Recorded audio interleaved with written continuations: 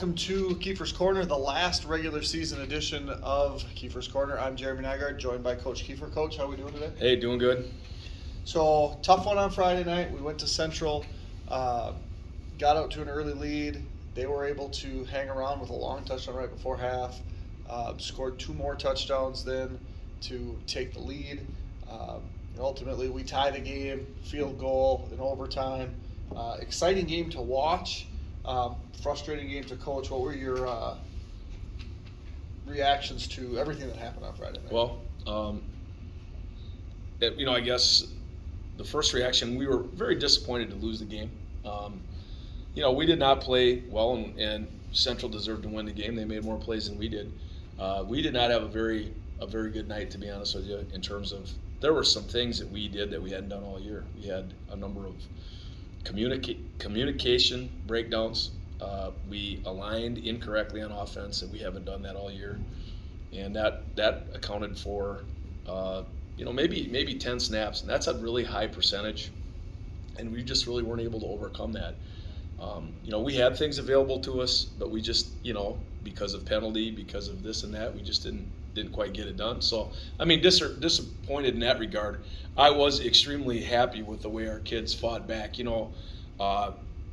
If we're going to look at the game, and obviously giving up the touchdown to Central with 25 seconds left in the first half, that was awful. We had a 13-0 lead. Disappointing we missed that extra point. That was a little bit of a mental lapse there, but that kind of sent everybody down just a bit, and then we were not in a good situation defensively there. Situational football, you cannot be, we were literally like 5 yards off a kid. And, the worst thing that can happen is what happened, giving up a home run. That would be a scenario where you could have a cover three, you could be a little softer. Or if we're playing our man, you get the heck back and top shoulder, our technique, that was not top shoulder. And that was disappointing. But again, I was really thrilled with how our kids won. We were behind in the fourth quarter, and we needed a touchdown, and we needed the two. I thought our kids really showed a lot of poise in that drive, and we felt getting to overtime that was going to be great. We had another communication mistake on third down in overtime, where Mason just didn't get the signal, and I'm not blaming Mason at all. I mean, there's all kinds of things that can go wrong. It could be the signal itself. It could be how it's, there's three things that can happen. But anyway, that was not what we intended. And the play we had intended would have been a first down. We're pretty confident. So I thought I was, feeling good that Davis would make the kick, and of course he did. Davis is doing Davis things. That's what he does. I mean, he's a clutch guy. And we had him to 4th and 7 and felt really good about our chances. We didn't, we were about that far away and we didn't do it. So in the big picture, if you look at it, it's disappointing, and everybody feels, the pain of the loss, and I certainly did too. But it really hasn't changed anything in terms of where we're going to finish in the middle border. It perhaps could have changed our playoff seed, but that, you got to win. You got to win the playoffs regardless of your seed. So, I mean, in the big picture, disappointing. But I think it's all about our response. So that's what this week will be about. So the one thing that it appeared in most games, Mason's just kind of able to do what he wants. Mm-hmm. Central sort of had the plan, like, if we're going to lose this game, we're not going to let number 10 beat us. Is that how it looked? Yeah, I would say that was a safe assessment, a fair assessment. I think, they did some things where they spied Mason, and did a couple things that, to kind of limit him running. There were some things that we certainly could have done better. Part of our problem was alignment issues that if we would have been aligned right, that could have helped us. But those are things that we didn't really completely identify until, the next day. So we're talking offensive line, like we're blocking the wrong guy? No, like we literally were lining up the wrong way. Like we were supposed to have let's say a Y aligning to the right and aligned to the left, in a particular formation, and it was called with the intent of him being here so he could he could swipe around, and we were maybe going to have a guy Gotcha. that could account for what they were doing, but we just, for different reasons, Gotcha. it just didn't happen. But Anybody offensively or defensively stand out as having really good games? I thought Colin Fritz again, as he catches everything. You get the ball close to him, he's going to catch it. I thought Colin did a really nice job in that regard. Colin did draw, I believe, their best defender all night, yet he still statistically had a good night. Our other guys, we had opportunities, we just were not able to get the ball to them for different, we just didn't have our best game. Offensively, we did not. You're never going to be perfect every night. It hasn't changed really anything about like what I think our ceiling is, or we just got to fundamentally communicate and take care of the things that we can control that require zero talent. That's what we're really trying to tighten that stuff up. The one thing that sticks out to me from Colin is a lot of high school kids aren't great at going up and getting it with their hands. Mm-hmm. Just being a hands guy. Oh, he's a hands catcher. The one in the end zone, he just kind of took it away. Yeah. And then the one down the sideline, central sideline, he let get to his body, mm-hmm. and that's the one that bounced off of him. Mm-hmm. It's like just if he just goes and grabs Yeah. it, because you don't see that a ton from kids this age, mm-hmm. where they can manipulate their body in the air and just snatch the ball. Mm-hmm. And he just does that. He does and it it all looks the time, pretty yeah. effortless. Yeah. He's Special teams, I think we had 3 punts down inside the. Sean Van had a terrific. I thought he did a really great job. And that was a big deal in the game. That's I feel like we've been really strong in special teams all year, and Sean had a fabulous night. And he was the special teams guy, special teams player of the game, and Colin was the offensive player of the game. The one that drew some responses from the crowd on special teams was when Sean kicked the one and it was going into the end zone. Mm-hmm. And you see on TV when you watch it how those guys are trying to keep the ball out of the end zone. You mm-hmm. dive into the end zone, you do whatever you can to not go in the end zone. And I don't remember who downed it, if it was Colton or who it was. I think it was Colton. But it was not that same effort. He just gets to the ball and kind of runs into the end zone. Mm-hmm. And they call a touchback, and you hear all this, oh, so what's the difference between the high school rule and the college and the professional rule? I think with the if you're in the NFL and I believe if any part of the ball is across the line, or if your foot is on the line while touching the ball, Touchback. it's touchback. Correct. Okay. The high school rule, I believe, if you possess it before you get to the line, like in any level of football, then it should be ruled down right there. I guess I never had even like a good shot of that play. What did you think happened? Did you think that he had the ball possessed the ball clearly before he went into the end zone? I don't know if he possessed it, but he clearly touched it. Okay. Right? And isn't Yep. that when that play would be done? It's not the point of first touching. If the momentum of that ball would have continued in, then just because you touch it, let's say that you just got the tip of the ball and it was going in anyway, it's still a touchback. It's not because you just touched it. Because it was hard to see. From the press box where we were. Yeah, I could not tell how close it was, and I didn't even bring that into question. I don't know that we had a real good view from film of it being. It was down in I couldn't tell. And we don't have a real good view of anything where we were because Yeah. there's a wall Yeah. that blocked about 30 yards of our field at any time. But I thought that was, when you could tip the field and make them go 99. Yeah, that's a big deal. As opposed to the 20, and that's one thing that it seems like Sean's done really well. He's been good. He's been really good. Before we talk about Amery this Friday, Mm-hmm. JV and C squad Monday night, how'd that go? Very good. The freshman had a big win over Central. It was, I believe, 50-8, and I know one of our, definitely a kid with a super bright future, Dane Bienendahl. Dane's one of the dogs in that class. He is a very, very good player, and he just was a little under the weather, so he didn't play much. So that made that even more impressive, that group was able to stick together.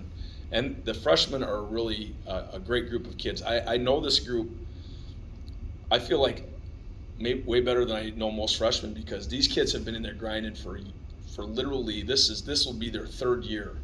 And you have a group of kids that care about each other, and they hold each other accountable, and they really work hard in the weight room, and they're different. And they had a really nice year, the freshman group did, so that was exciting. And I really do see that there's a nice mix in that group where there's some size kids, and there's some good skill and talented kids, and just a lot of really, really good kids that are going to work, and they're going to outwork a lot of people, I think, in their high school career, which is a very exciting thing moving forward. So excited about them. Our JV has battled a ton of, had a lot of close losses this year, and they got a win over Central, which is good, 18-6. Thought Ben Johnson had some really explosive plays. I believe he's our fastest player. And man, if you get him the ball in a little bit of space, boy, he can go. Grade Monacan had a scramble, and he got it to Ben, and Ben he turned the jets on, and it's like, he is super, super fast kid. And I think he had multiple big plays in that game, so it was really good to see. I thought Grade Monacan did a nice job. And we had a lot of kids that played with some passion, and that's a big deal. I mean, you got to learn how to do that. And I was very glad to see him end the season that way. So now, as we fast forward to the end of this week, we're gonna play an Amery team who, if they were to upset us, has a shot at making the playoffs, 3 and 4. Wouldn't be guaranteed a playoff victory or a playoff spot without a victory, but could be playing for their playoff life. True. On the heels of having probably one of the greatest comebacks in the history of the Middle Border Conference on Friday night. Yeah, without a doubt, Middle Border. I mean, probably in the state of Wisconsin. I mean, they, backdrop in the story is Somerset was ahead 52-20 with 5 minutes left in the third quarter. Correct. What are the odds that Amery could come back and win that game? Small. Very, very small. Right. But they did it. And now, if you watch Amery, you understand, and I've been saying since early in the year, because we've seen their film, they have amazing talent. They have some kids. They have the Hopkey boy, who is, obviously very, decorated. Decorated wrestler and football player, and he's a freight train, man. I mean, we're gonna have to. It's gonna take everybody to get him down. And then they have another kid that's one of the faster kids in the state, according to state track meet, and they're running some jet with him, and that's a nice combination. And they do have some big physical kids up front. Okay, so I mean they're figuring some things out on offense. I mean, anytime you score 62 points, and again Somerset's a good outfit. Right. Now Somerset definitely imploded a bit, where there were some turnovers and whatnot, but there's a block punt in there. Yeah, but we also know that there's no doubt that we're going to get an Amery team that's feeling really good about themselves, and they do have a lot to play for, and that's good. I mean, it's the Middle Border, and anybody can beat you any night. That's a given. So our kids, I believe, will, it's senior night, it's parents' night, and I think you're going to see our kids. They got something to prove, and we're excited for the challenge. They scored 6 touchdowns in probably just over a quarter, like 12 minutes, maybe even a little less. And almost all those drives were 1 or 2 play drives. Oh, they were. It was just real big. It was unbelievable. And I know one of the last ones, Somerset had it, and they're, you'd think, okay, they got the lead, and they got to get some first downs, and they got to grind this thing out and get a victory. And I'll tell you, they just, like some of the turnovers, it's just they'll bite you. They had a pitch, and the ball's on the ground, and it's like, oh my God, did that just happen? It happened. So I'm sure that was a tough one for the Somerset folks. So typically here at the end of week 9, we get an idea later in the night what the playoff field's going to be. Then we wait for confirmation. Then we get confirmation. And then we wait a little bit longer into the night, usually Saturday morning. Yeah. To find out who we're going to play, where we're going to play. And this year it's going to be different. Yeah, it's I don't know. I think it's cool what they're doing. They're going to announce it on television, like the NCAA selection show, which is cool, and it's Bally Sports, and I think probably most people get that. So we're going to have a watch party here where we're going to get the kids breakfast at 9:30, and then we'll roll in, and hopefully we can do it in the PAC or else the gym, wherever it works, and watch the selection show, find out what our seed is, find out who we're playing. So I think that'll be an exciting thing for sure. Is it 10 a.m. or 11 a.m.? 10 a.m. 10 a.m. The only negative about that is normally you would know who you're playing at like 1 a.m. or whatever. Right. So you're up early and you're rolling on that long before 10 o'clock. I feel like I'm a little behind starting after 10. But Well, I will tell you who okay. you're going to play. Okay. On Friday night. Yeah, you probably will. Yeah, you're a pretty good prognosticator. And so the thing that's screwy with this, as opposed to all the other sports, is that we fill the field with 224, Mm-hmm. and then we break them up in groups of 32. Right. So we're pretty confident every year that we're going to be a Division 4 team. Right. But there are teams that could be the biggest team in their division, or the smallest Right. team in a larger division, and not know. It could go this way one week and tilt.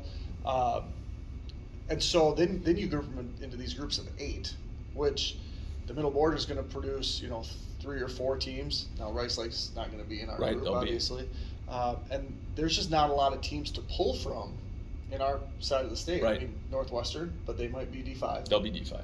West Salem, but they might be D3. That's what it sounds like. And so then you're the one year we pulled Wrightstown, Freedom. I mean, you're pulling teams from the easternmost. And we have no idea what the WIAA is going to do. Correct. They can go any way they want. Are they going to pull teams?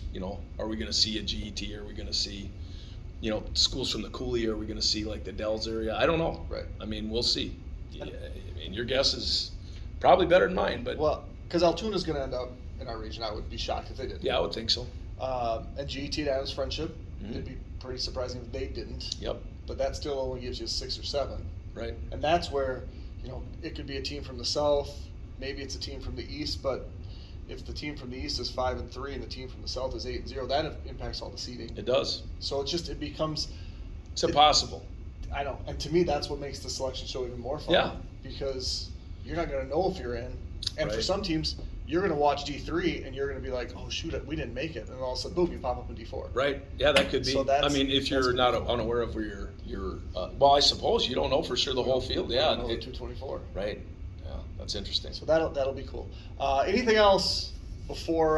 We'll do this again next week, hopefully, to recap an Amery win, a preview playoff game, and then again the next week to recap a playoff win and preview. We'll make this go all the way until the season's over. That would be spectacular. That's what we'd like to do. But anything else we want to talk about before we focus on Amery on Friday?